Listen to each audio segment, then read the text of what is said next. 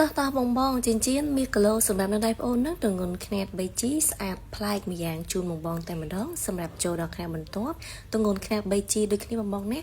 លាតសាមញ្ញវ៉ែនបែបនេះបងអញអញ្ជើញដាក់ឡើងដៃច្អល់គឺថាអែមខ្លាំងជូនបងតែម្ដងសម្រាប់ម៉ូតនេះវិញដែរដៃច្រឡោះលេខ11បងអញអញ្ជើញបានសម្រាប់ម៉ូតបន្ទាប់បងនេះនៅលើដៃប្អូននឹងទម្ងន់ខ្នាត 2G បងអើយ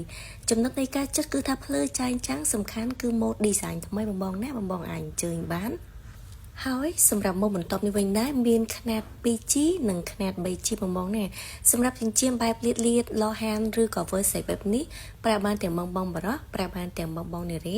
ហើយសម្រាប់បងដែលឆ្លាញ់ពេញចិត្តធំបងអញអញ្ជើញម៉ូតនេះបានទម្ងន់តែ 2G តែប៉ុណ្ណោះសម្រាប់ចិញ្ចៀនមកវគ្គនេះបងណាមានម៉ូតចម្រុះបងណាមានបែបលាតក៏មានត្បូងពេជ្រក៏មានអញ្ចឹងបងណាអញ្ចឹងបងដែលឆ្លាញ់ពេញចិត្តបងត្រូវការសន្សំមាសបងអញអញ្ជើញបាន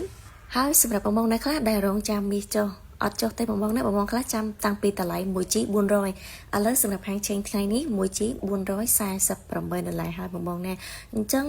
បើសិនជាអាចមានពេលណាទិញពេលហ្នឹងបងណាចូលដល់មកបន្ទាប់នេះវិញដែរជាជាលក្ខណៈបែបត្បូងពេជ្រនិងកន្ទ្រងនេះបងណាទម្ងន់តែ 2G តែប៉ុណ្ណោះធំល្អខ្លាំងមែនតែម្ដងសំខាន់បងណាម៉ូតថ្មីជូនបងតែម្ដងបងឆ្លាញ់បែបខ្ពស់បងឆ្លាញ់បែបផ្កាអីបងអញអញ្ជើញបានបញ្ជាក់ជូននៅលើដៃប្អូនដែលកំពុងតែលើកហ្នឹងទម្ងន់តែ 2G តែប៉ុណ្ណោះចូលដល់ខ្នាតបន្ទាប់ទម្ងន់ខ្នាត 1G លក្ខណៈបែបកន្ទ្រំបែបនេះក៏មានដែរហើយបងចូលដល់ខ្នាត 1G នេះក៏អត់ទូចទេបងណានៅក្រៅគឺថាធំល្អជូនបងតែម្ដងបងអញអញ្ជើញមើលបានបងណាស្អាតជូនបងតែម្ដងហើយសម្រាប់ចិញ្ចៀន5ហ៊ុនក៏ប្អូនមានស្តុកដែរសម្រាប់បងត្រូវការសន្សំសម្រាប់ម៉ូតពោះនេះទម្ងន់ខ្នាត 1G បងណាហើយសម្រាប់បងត្រូវការបែបលាតវ៉ែនទម្ងន់ 1G នេះស្អាតខ្លាំងមែនតើបងមើលបងណាមកដឹងថាម៉ូតទម្ងន់ខ្នាត 1G តែម្ដងធំល្អជូនបងសម្រាប់ម៉ូតបន្ទាប់នេះលក្ខណៈបែបអង្គាសដីទម្ងន់ខ្នាត 1G ដែរបងណាអូយនិយាយពីថាស្អាតទៅជូនបងតែម្ដងបញ្ជាក់ជូនទម្ងន់តែ 1G តែប៉ុណ្ណោះសម្រាប់កូនខ្លានេះវិញខ្ជូតមែនតើទម្ងន់តែ 1G ដែរចូលដល់ខ្នាតបន្ទាប់បងណាលើកឲ្យបងងាយស្រួលមើលបន្តិច 1G បងណា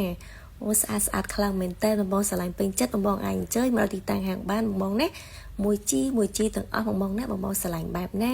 ឆ្លាញ់បែបម៉ូតប្រេមឬក៏ម៉ូតបែបស្លឹកឈើអញ្ចឹងបងណាហើយសម្រាប់ម៉ូតបន្ទាប់នេះបងអូនក៏មានដែរទម្ងន់ខ្នាត5ហ៊ុនបងណាបងអញអញ្ជើញសន្សំបាន5ហ៊ុនតែប៉ុណ្ណោះបងណាហើយបញ្ជាក់ជូនបងណាសម្រាប់ហាងឆេងមាសក្នុងថ្ងៃនេះ 1G 448 ទិញចូល438 បងដែលឆ្លាញ់ពេញចិត្តហាងឆេងប៉ុណ្ណឹងបងអញអញ្ជើញបានទិញក៏បានលក់ក៏បានបងណាទៅជូនបងទិញស្រួលលក់ស្រួលអរគុណ